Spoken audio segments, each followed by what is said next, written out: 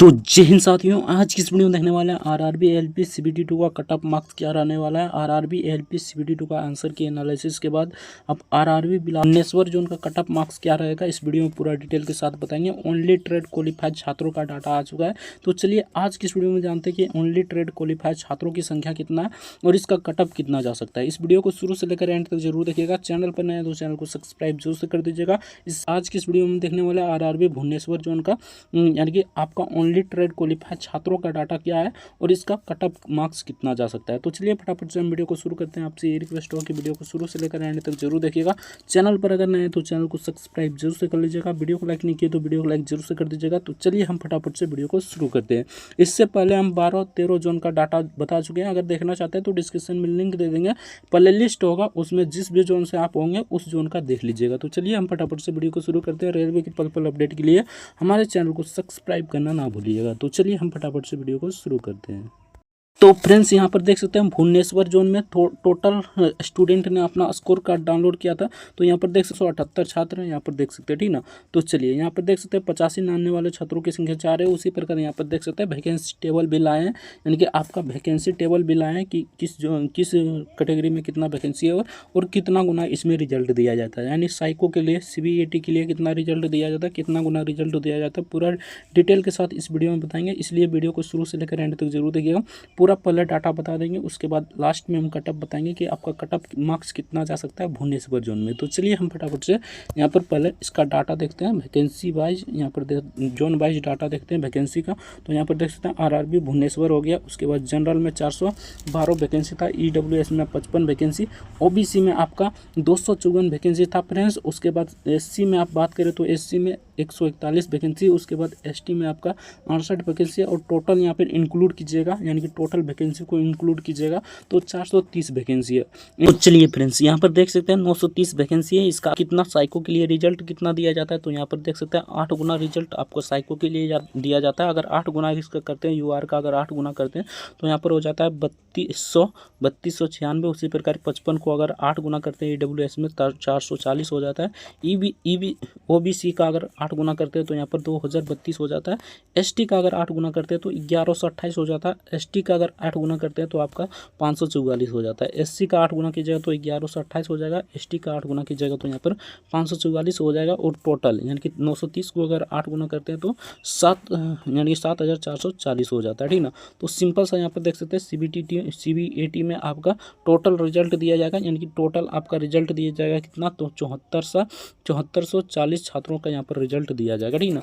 और यहाँ पर कितना का डाटा है तो यहाँ पर देख सकते हैं 5600 का डाटा है। यहाँ पर 5600 का डाटा है। इसमें से भी आपका ओनली ट्रेड क्वालिफाई कितना है तो 3500 है। अगर इसका डबल में मानते हैं तो तब फिर भी आपका 7000 होता है, लेकिन 7000 तो यहाँ पर रिजल्ट ही देगा। यहाँ पर देख सकते हैं 7400 रिजल्ट ही देगा। तो इसको 3 गुना मानकर चलेंगे, ठीक ना, यानी कि इसको हम 3 गुना मानकर चलेंगे।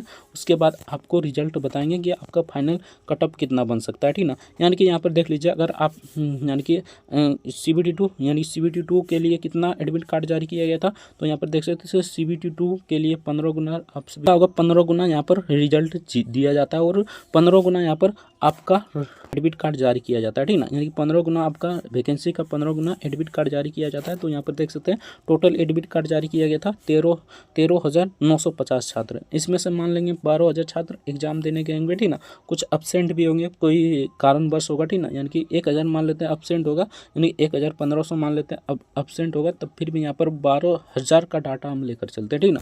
तो 12,000 में से भी यहाँ पर देख सकते हैं, ठीक ना। अगर इसमें से मान लीजिए 5678 यहाँ पर कैंडिडेट है जो अपना स्कोर कार्ड डाउनलोड किए थे rankerguruji.com से, उसमें से यहाँ पर देख सकते हैं कितना छात्र यहाँ पर पास है। तो यहाँ पर देख सकते हैं 3546 छात्र पास है। तो यहाँ पर देख लीजिए कितना का फर्क है, यहाँ पर देख सकते हैं कितना का फर्क है, तो 2000 का फर्क है। यानी कि 2000 कैंडिडेट यहाँ पर फेल है CBT 2 के पार्ट B में, यानी कि आपका ट्रेड में इनके ओनली ट्रेड क्वालिफाइड छात्रों की संख्या यहाँ पर देख लीजिए है 3546 और ट्रेड डिसक्वालीफाइड छात्र कितना है तो 2000 के करीब ट्रेड डिस्क्वालीफाई है, ठीक ना। अगर 2000 का डाटा लेते हैं तो 4000 यहाँ पर डिस्क्वालीफाई हो जाएगा, ठीक ना। 4000 यहाँ पर डिस्क्वालीफाई छात्र हो जाएगा, ठीक ना। मान लेते हैं 3000 डिस्क्वालीफाई छात्र, ठीक ना। तब फिर भी यहाँ पर 9000 का डाटा आता है, ठीक ना। यानी कि 9000 का डाटा आता है। तो मान लीजिए मिनिमम जिसका 25 मार्क्स है उसका तो मतलब कि नहीं होगा, यानी साइको देने नहीं जाएगा, ठीक ना।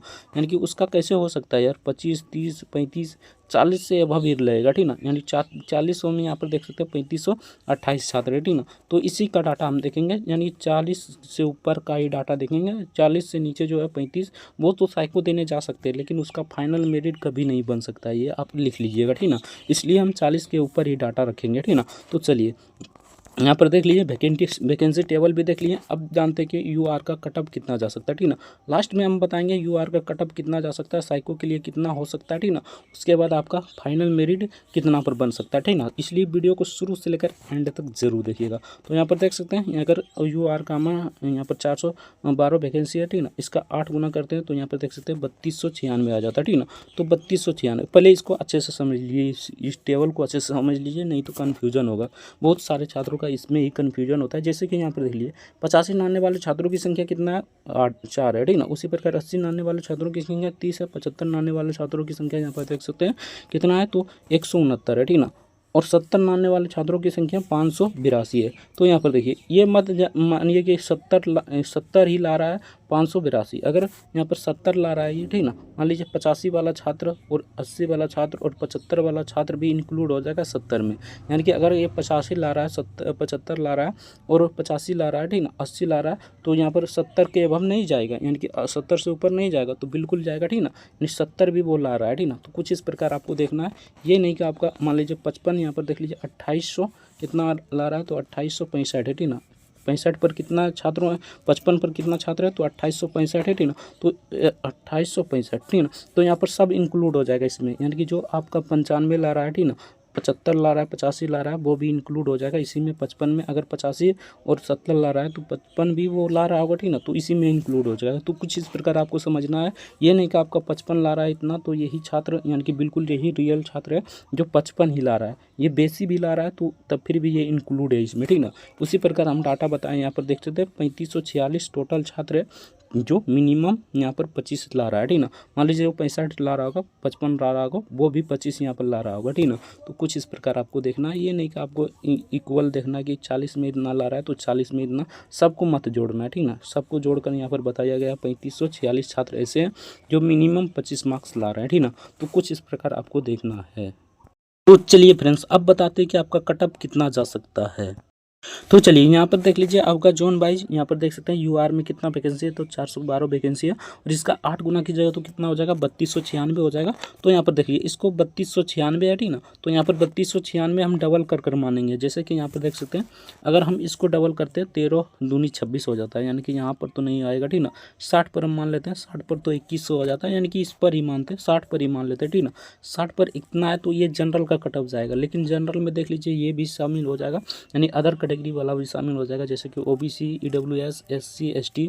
इसलिए यहाँ पर जनरल में थोड़ा इसलिए हाई कट ऑफ जाता है क्योंकि यहाँ पर ये सब शामिल हो जाता है, यानी कि जो लाभ लेने वाला रहता है, ठीक ना, कैटेगरी वाला, वो भी इसमें शामिल हो जाता है, इसलिए हाई कट ऑफ जाता है थोड़ा जनरल का। उसके बाद यहाँ पर ईडब्ल्यूएस की बात करें तो ईडब्ल्यूएस में कितना चाहिए, तो 404, यानी कि ईडब्ल्यूएस का मान के चलते हैं, यानी कि 60 तक मान लिया हम जनरल का, ठीक ना। ये सब जनरल में काउंट हो जाएगा। उसके बाद यहाँ पर देख लीजिए अगर 55 बात करें तो 55 में आपका दोनों आ जाएगा, यानी कि ओबीसी भी आ जाएगा और ईडब्ल्यूएस भी आ जाएगा। 55 में आपका दोनों आ जाएगा, ठीक ना। उसके बाद बात करें आपका एससी एसटी का, तो एससी में देख सकते हैं 1128 वैकेंसी, तो हम मान लेते हैं एससी में, ठीक ना। एससी में अगर 45 आ रहा है, ठीक ना, तो एसटी 40 पर हो जाएगा, ठीक ना। अगर एसटी कैटेगरी से हैं तो आपका 40 पर साइको देने जा सकते हैं, भले ही आपका फाइनल मेरिट ना बने लेकिन साइको देने जा सकते हैं, ठीक ना। तो कुछ इस प्रकार समझना है आपको, इसको अच्छे से देख लेना, ठीक ना। उसके बाद आप बताते हैं कि आपका जनरल का कटअप कितना जाएगा, ओबीसी का कितना जाएगा, ईडब्ल्यूएस का कितना जाएगा, एससी का कितना जाएगा और एसटी का कितना जाएगा। तो यहाँ पर बात करें पहले यूआर का, ठीक ना, अनरिजर्व कैटेगरी। तो यहाँ पर देखिए अगर आप साइको देना चाहते हैं, ठीक ना, यानी देना जाना चाहते हैं, ठीक ना, तो साइको के लिए आपको सिंपल सा कितना नंबर आ रहा है तो आप साइको देने जा सकते हैं। तो यहाँ पर देख लीजिए अगर मिनिमम 60 मार्क्स आ रहा है तो आप साइको देने जा सकते हैं, जनरल से हैं तब। उसी प्रकार ओबीसी की बात करें, ठीक ना, ओबीसी की बात करें तो ओबीसी में अगर आपका 55 आ रहा है तो आप साइको देने जा सकते हैं, डेफिनेटली जा सकते हैं, ठीक ना। और अब बात करते हैं एससी का, ठीक ना। तो एससी और EWS का भी 55 ही मान लीजिए, ठीक ना। EWS जो कैटेगरी से होंगे, ठीक ना, उसका भी 55 ही जा सकता है। ये भुवनेश्वर जोन की बता रहे हैं, ठीक ना, सारा जोन नहीं है इसमें, ठीक ना। तो अगर सारा जोन का देखना चाहते हैं तो डिस्क्रिप्शन में लिंक दिया होगा, ठीक ना, उस प्ले लिस्ट को आप देख लीजिएगा। जिस भी जोन से आते होंगे उस जोन को देख लीजिएगा। ओनली ट्रेड क्वालिफाइड छात्रों का डाटा है, ठीक ना, तो वहाँ से जाकर आप आराम से देख लीजिए। EWS की बात करें तो इसमें अगर आपका 55 प्लस है तब फिर भी आपका मतलब साइको देने जा सकते हैं, भले ही आपका फाइनल मेरिट ना बने, ठीक ना। उसी प्रकार SC की बात करते हो तो SC का अगर आपका 45 आ रहा है, 45 से 50 आ रहा है तो आप साइको देने जा सकते हैं, भले ही आपका फाइनल मेरिट ना बने, लेकिन साइको देने जा सकते हैं। उसी प्रकार आप मान लीजिए 40 प्लस आ रहा है, ठीक ना, और ST कम्युनिटी से है 40 या 35 भी प्लस आ रहा है, तब फिर भी आप साइको देने जा सकते हैं, भले ही आपका फाइनल मेरिट ना बने, लेकिन साइको तो देने जा सकते हैं, ठीक ना। तो कुछ इस प्रकार डाटा है। अब बताते हैं फाइनल मेरिट। तो फाइनल मेरिट में सिंपल सा आप 10-10 जोड़ लीजिए, यानी कि अनरिजर्व से हैं तो अभी बताएं अनरिजर्व में आपका 60 मार्क्स चाहिए। अगर 70 मार्क्स आ रहा है, ठीक ना, तो आपका फाइनल मेरिट भी बनेगा। अच्छे से आप साइको की तैयारी कीजिए। देखिए यहाँ पर एक बात ये भी समझिए कि यहाँ पर देखिए 8 गुना क्यों रिजल्ट दिया जाता है साइको के लिए, क्योंकि यहाँ पर बहुत सारे छात्र फेल होता है। इसमें भी 40 से 45% छात्र फेल होता है।